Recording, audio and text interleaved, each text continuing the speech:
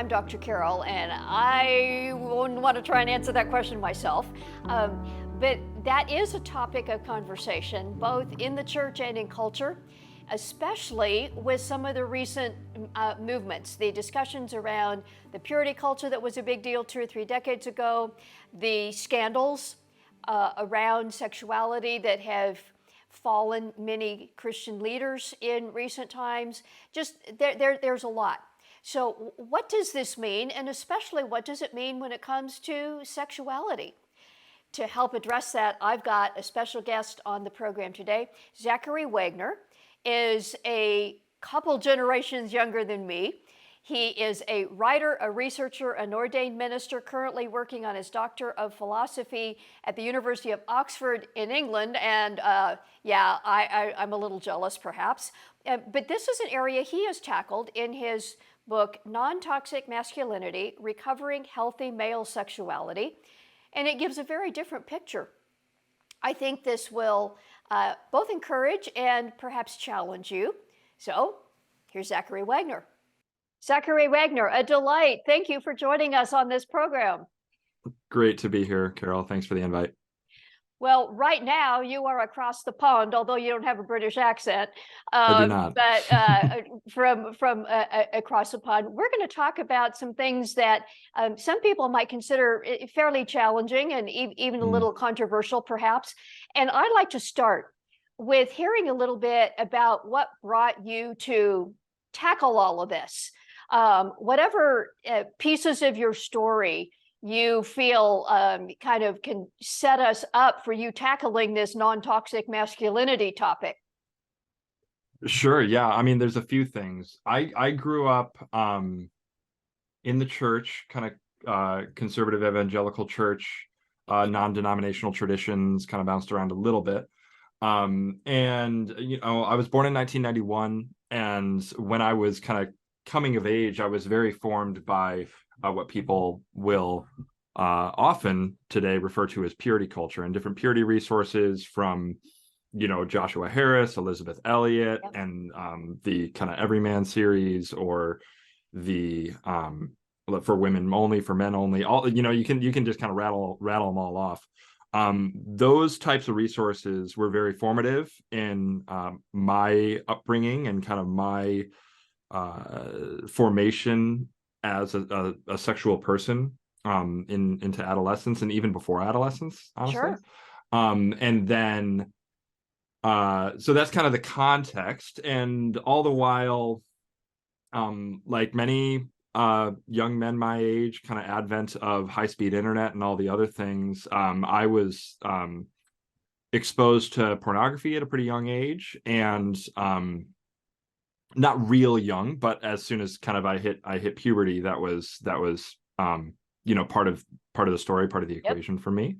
Yep. And that kind of coming into contact with all these purity resources that really put an emphasis on kind of the high stakes of sexuality and the purity and saving yourself and all manner of things.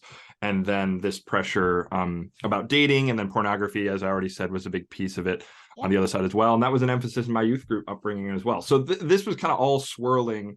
And I did struggle a lot with pornography in particular when I was as a young man and as a teen and adolescent and beyond.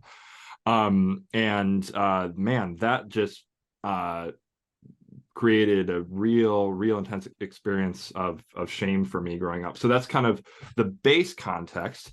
And then I ended up getting married out of my undergrad.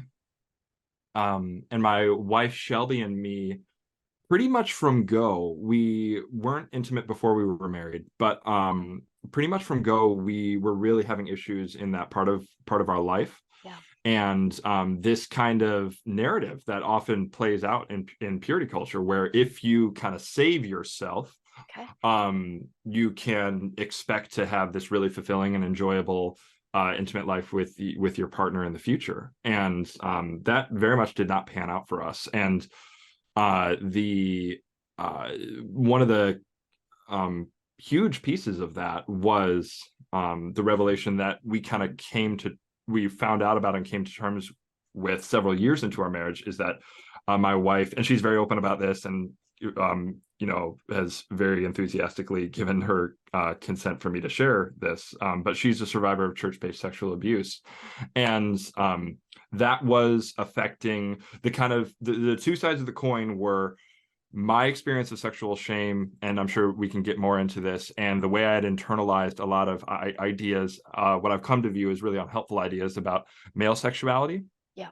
On the one hand, and then her experience of trauma and sexual abuse on the other hand, were making for some kind of real struggle in our marriage from the start. And we felt really alone and didn't quite know even how to talk to each other about that and work through things. So that's one big piece of context that kind of led to me opening up and thinking through some of these issues personally. And then in terms of kind of a bit more of public kind of events and happenings of the day, a big catalyst was you and perhaps some of the listeners may recall that in early 21, there's kind of early 2021, there was kind of a sequence of some really ugly stories breaking. One of them was the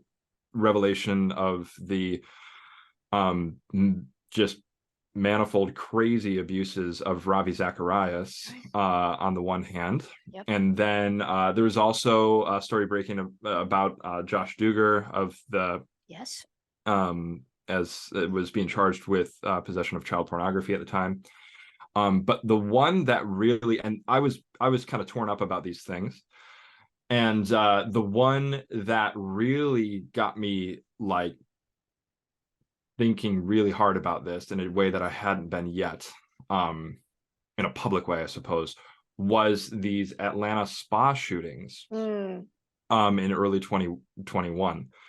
And this, for people who may not recall, this is one of these terrible mass shootings that happen far too often. But in this one in particular, this guy was arrested by the police, and as they were questioning him afterwards, he shared that his motive for this rampage that he went on, where he killed, I believe, 8 people, was that he was a sex addict, and he was targeting the women in these massage parlors to, quote, eliminate his temptation.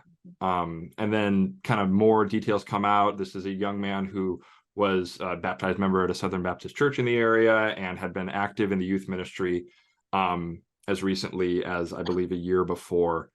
And that, for whatever reason, that stuck with me. That statement, I was trying to eliminate my temptation. And as I was processing it, I was like, that seems like too similar to kind of what was in the air when I was growing up with this purity messaging. And of course, like, there was never anyone advocating for violence against women explicitly, but there was this attitude that women are a temptation, and this kind of way of dehumanizing women, and the only way to overcome that temptation is through some measure of avoidance or creating space between yourself and these women who are supposedly causing men to sin. So this guy viewed it as like a public service to murder women, because that's the way he framed up his sexual addiction, as he described it. So long story long, that was a moment for me where I said, someone's got to start connecting these dots. And I found that a lot of people had already started thinking through some of these things, and the way that violence and abuse connected to some of the unhelpful messaging that prevails in the church too often. And a lot of women in particular were already talking about this and already writing books and already speaking out, and advocates and this and that and the other thing. But there weren't, it seemed to me, enough men in the conversation, and there weren't enough conversations about how purity culture, quote unquote, negatively affected men and shaped men. Um, and I wanted to see kind of more um, male perspectives, because I was seeing that the kind of way that men were being shaped was itself a problem. And until men woke up to this and realized what was going on, not only in the church broadly, but also in themselves, I Sure. just feared that these things were going to continue. Mm. So it was one of those kind of classic stories of like, you wish the book was there and it's not. So I guess I'll just write it. You write the So book, yeah. You yeah, write the book that exactly. you wish you had had. Yeah. Exactly. Yeah. So that's kind of how we got to where we are. It was a really interesting time to decide to write a book because I was just starting out a PhD program here in England, and I've got plenty of other things going on, but decided with through the Lord's leading that this is what I was called to in this moment. So Yeah. there we are. Well, I'm glad you did. I'm glad you did. And I want to just ask a couple things about some of the dots that you were connecting as you were sharing that narrative. Um, we have talked a fair bit on this podcast about pornography and the Mm. impact on individuals and marriages, and the distortions that can bring. Yeah. But you have made a connection, maybe kind of implicitly, about purity culture and the vulnerability to porn. Mm. And we would not want to say that one quotes caused the other, but how do you put that together? Yeah, no, I think there is something there, and I would agree that I don't want to say, X causes Y, but Correct. there is, I think, a correlation. And there's some sociological research by a sociologist named Samuel Perry, who has written a book. Oh man, the title escapes me. Um, but he's written a kind of academic level book on pornography and Christians. If the title of it occurs to me, but you can look up Samuel Perry pornography and that'll pop up. And there's some really, really interesting stuff going on there. So I'll gesture to that. But one thing I think, to answer your question, is that a lot of these quote unquote purity culture resources teach a hypersexualized view of maleness and masculinity. And notably and notoriously, that best-selling book Every Man's Battle, Yeah. which if you look up on kind of Christian men's bestsellers pages, this is still top 10 all the time. This book is. And a central kind of thesis of the book is that to be male is to kind of have this hypersexual lens through which you view the world. And and there's anecdotes, like really kind of terribly dehumanizing anecdotes, it seems to me, in the book, describing, driving your car and there's a woman jogging down the street and you're just kind of, because you're a man, you're going to ogle, and there's no way around that. And a lot of rhetoric kind of in the air about men being visual and men want sex more than women and this and that, the other thing. And, for me, I was hearing these messages before I even hit puberty. And a lot of messages about this kind of uncontrollable urge that Yeah. was kind of on the horizon for you as a man. And intense hypervigilant kind of parameters about protecting you not only from sleeping with your girlfriend in high school, but also indulging in pornography or whatever else the case may be. And I fear, and this is, I don't have data to back this up, but I've talked to quite a few men about this, and a lot have resonated with it. I fear that this kind of hypersexualized view of men's minds that prevails in many Christian circles becomes almost a self-fulfilling prophecy, where if Interesting. you hear that this is just how men are, they can't help it.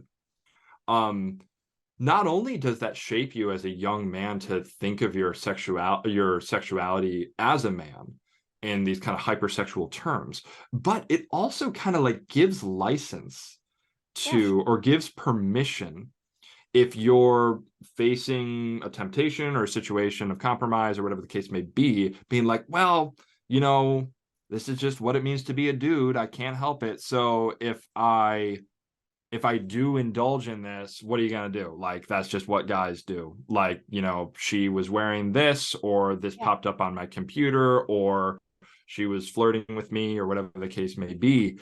And that's just what's a guy to do. My responsibility is somehow diminished when I have this hypersexual, animalistic even view of what it means to be a man. So those are some of the Yeah. dots I'd connect there. I think that's a real interesting connection. And in non-toxic masculinity, you contend that that view dehumanizes both men and women. Yes. That both are dehumanized, and that the message of the gospel rehumanizes both Yes. men and women. That Jesus wasn't thinking about this in the way we do, and he came to rehumanize both. And of course, he never Yes. had sex. Yes. So the difference between, you know, dehumanizing women, objectifying women is a phrase that has been used a lot in contemporary Yes. culture. Dehumanizing them and men, that it just makes us animals. And I see you contending that, especially because of the gospel, if not just because of humankind, but especially because of the gospel, men ought to do better, and they can do better. Yes.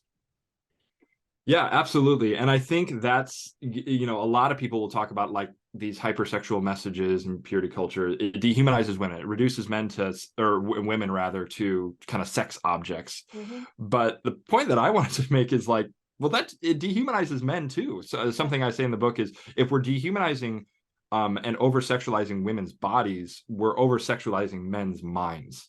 And that it's a vicious cycle. And I think when men dehumanize themselves, they end up not only thinking about themselves in subhuman ways, but then treating and thinking about women in subhuman ways. Mm-hmm. And when I use the language of dehumanization, I'm just talking about sin. That's what sin is. Sin is a falling off of what it means to be truly human. Jesus, having never sinned, was and is the most human person who has ever lived. Yes. So every time we, you know, quote unquote sin, we are participating in our own destruction, or the destruction of others. And when we sin, not only is it a sin against other people, you're treating them as if they're less than human, but it's also a sin against yourself. You're becoming less human yourself when you harm others. So there's this cycle of harm when men treat women as objects. They're in a sense treating themselves as animals. And that's not to like make men feel bad, like, oh, you guys are terrible, you're a bunch of animals or something like that. But it is to point out that like this is not a Christian way of thinking or speaking or acting towards other humans. And all people are created in the image of God, and God has bestowed human beings, men and women, with profound dignity and honor. And that's step one. And this isn't just in the way that we think about women, but it's also for men the way that we think about ourselves. And you know, and as you already said, this is the story of the gospel. It's that in Christ we are taken off the path of dehumanization, the path of sin that will end in our death, and put back on the path of life, a rehumanization. So I find this kind of dehumanization, rehumanization language, for me personally, and I hope it proves helpful to other people, but I found it so helpful as I was processing some of these things, because I think intuitively, you know, oftentimes when you're acting, is this thing that I'm thinking about, is this thing that I'm thinking about doing or choosing to do, am I more human or less human? Yeah. Because of this? And am I interacting with these other people men, women, in a way that is dignifying them as human beings, or am I in some ways making them an object that I can use for my own selfish ends? Yeah. And last thing I'll say on this is that, as you already alluded to, not only Jesus but also the Apostle Paul were single, celibate men. Yeah. And they do talk about, this is both of them, that singleness is a calling that not everybody is called to. But nowhere do they suggest that like the only way to avoid sexual sin is to get married. There's some people that take 1 Corinthians 7 to maybe say something like that. No, we don't have to get in the weeds on that, but I would disagree with that interpretation. And at the very least, Jesus and Paul are examples of men who, despite never having sex, lived sexually holy and lives of integrity. And all up and down the scriptures, you have exhortations to pursue the virtue of chastity. Yes. And that's not just a call for single people. It's not just like chaste until you get married and then just, go nuts. It's, chastity is a virtue that all Christians are called to pursue. And, people who've been married for a while know this, that the kind of sexual self-control, such as it is, that doesn't stop like at the honeymoon. Like you need to, and just, being in a sexual relationship with your spouse requires a lot of self-restraint. It requires a lot of self-control. It requires a lot of self-sacrifice and giving up on what your preferences might be and serving truly the good of the other person. And so we can go all sorts of directions, but those are some other thoughts. Yeah, that's good. That's good. The place I'd like to go from that is the sense of entitlement. You kind of alluded to this early on when you were talking about purity culture, and you talked about it now, the idea, once I get married, I can do anything I want. No. The idea that God has promised me a happy sex life if I follow these rules. Well, your own story, as you alluded to, demonstrates that is not a promise. And especially the American, and I don't know what it's like across the pond, but the kind of the idea that I have to be, in order for me to be fulfilled, I have to have a happy sex life. Well, you just talked about Jesus and Paul. No. Address that sense of entitlement, and what should be the replacement for the understanding there? Well, ironically, I think purity culture identified, there were so many really good intentions behind purity culture. And I think the way I frame it up is that kind of in response to the sexual revolution of the 60s and 70s, Christians saw, not only just a questioning of kind of traditional sexual morality, such as it had existed before, but also a lot of really negative fallout from that, out of wedlock births and abortion and divorce and like things that we can, I think just about anybody would agree are bad things for society and social ills. And a lot of purity culture was trying to like address that. So here's, I think, where it ties into your question, is that Christians saw a idolization of sex in the culture, a kind of prioritization of sex and a separation of sex from any view of God as having created it for certain ends, or it having a proper context in marriage. Christians responded to that, not ironically by not always, I should say. Let me reframe that. Christians responded to that in the purity movement by just kind of Christianizing the idol of sex. And this gets to what you were saying, is that a lot of the purity culture resources that I grew up on and many people grew up on is that, the culture thinks hookup culture, the culture broadly thinks that like kind of hookup culture is the way to your best sex life but God has told you in scripture that the way to your best sex life is saving yourself to marriage, and then you'll have this wonderful, fulfilling sex life.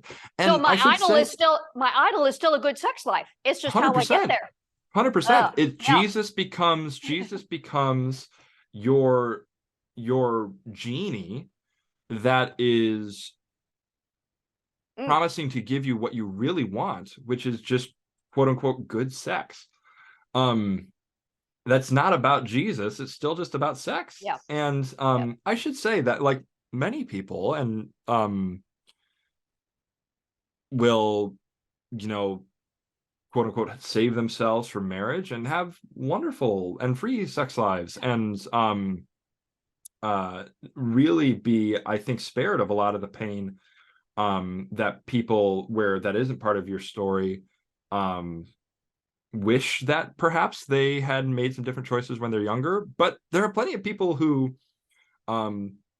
do have sexual stories before they're married and then do get married and also have pretty happy and fulfilling sex lives.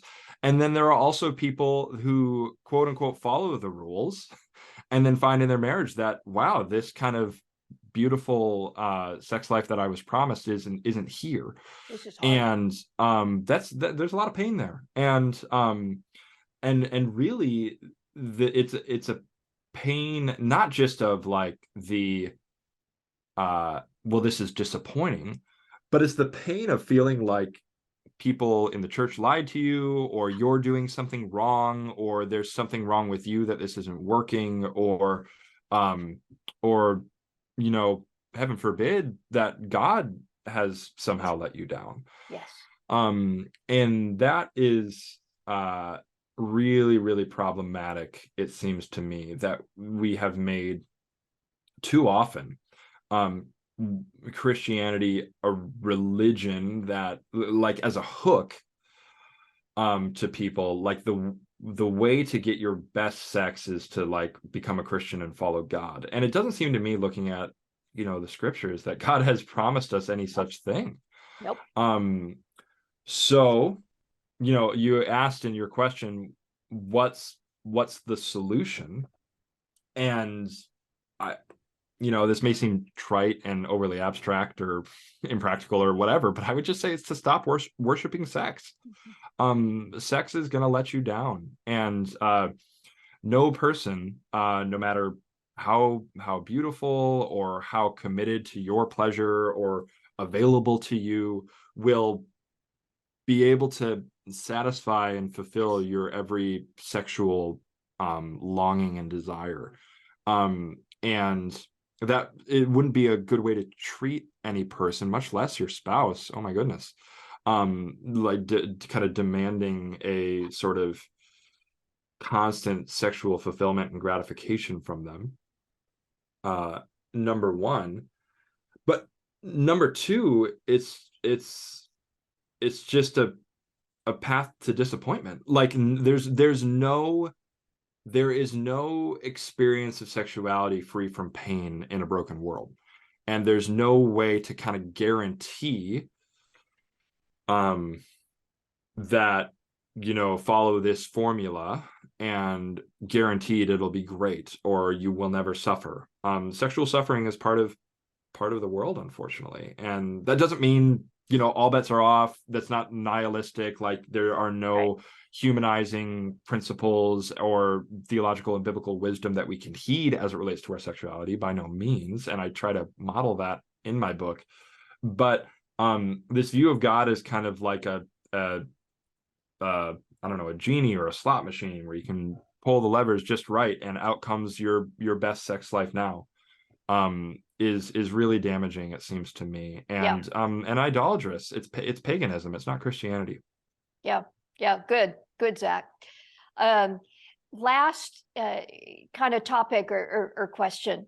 How would you describe the kind of manhood, masculinity that God is calling that part of the human species to be. God, Adam was the original creation. Jesus came in the body of a human male. What's the picture that God would be calling men to? Yeah, well, one of the things that I describe in the book is, I try not to get too much into the weeds on like what makes men and women different, except to say, which I think is a pretty uncontroversial point, that men, generally speaking, are physically larger and stronger than women. That doesn't mean every man is stronger than every woman, or there aren't women Sure. who are also very physically accomplished. And it's not like if you match up any man with a woman in an arm wrestle, the man's always going to win. Of course not. But I think there's a certain thing at the very least to acknowledge and then live in light of in a certain way. And by that, I mean, men, I think, should acknowledge that your physical advantages, I describe it as embodied male advantage, require a certain way of moving through the world to make sure that you do not leverage that to dehumanizing ends. So and instead you leverage it to rehumanizing ends. You use whatever privilege, strength, advantage that is just because of the biological differences between men and women afforded to men, to make for a more just, more righteous, more holy community, family, world, country, whatever you want to think there.